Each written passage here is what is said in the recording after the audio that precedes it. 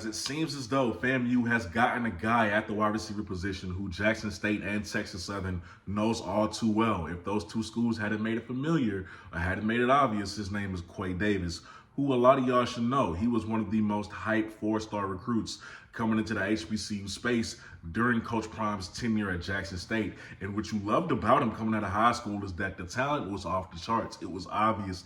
Physically, he was gifted, okay? And although he struggled to get on the field and really produce like we thought he would during his time at Jackson State or even at Texas Southern, he now has yet another opportunity to make his talents readily known to everybody watching. So, we all remember Quay Davis when he first committed. All right, he was a four-star kid, had offers from LSU, a few SEC schools out of Texas. I mean, he was really like that. The clip of him jumping over a kid and running into, just going to the house, taking it to the house. I think it went viral on Rivals.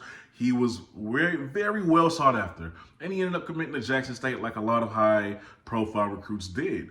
Although he struggled to get on the field at Jackson State because, let's be honest, that receiver room was just ridiculously stacked. He ended up only appearing in 9 games for the Tigers, where he totaled 11 receptions for, I think, 57 yards.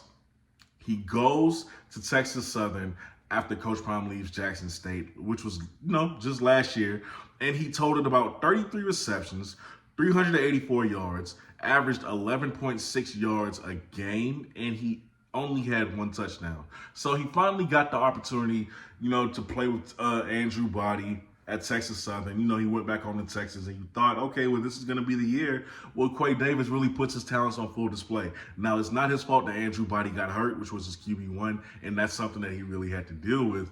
But he didn't really have the most productive year at Texas Southern either. 33 catches, 384 yards. That's okay. Only 1 touchdown. That's a little staggering. Now, but again, he had things fighting against him, just like at Jackson State. Now he's at a school in FAMU who also has a pretty nice receiver room, but he should be able, with his athletic gifts, he should be able to stick out there and get himself a spot on the field. We'll have to wait and see, of course, because that is a school who is transitioning and trying to figure things out as well under James Cozy. So, Quay Davis, he is joining a very talented wide receiver room at FAMU.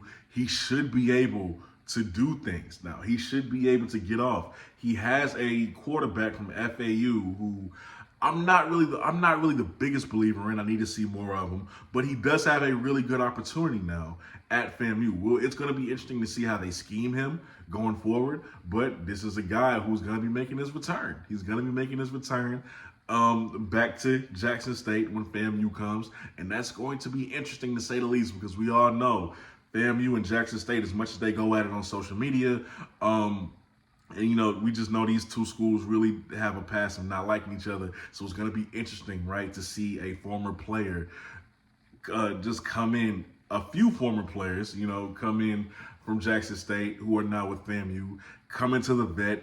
Okay, the atmosphere is already going to be crazy, and I can't wait to be in attendance for that one, because I will be in attendance for that one. So it's going to be interesting, man. So FAMU, we'll see. We'll see how y'all are able to scheme him up. Hopefully he can get going, because like I said, I'm not going to stop being a fan of him and his athletic gifts.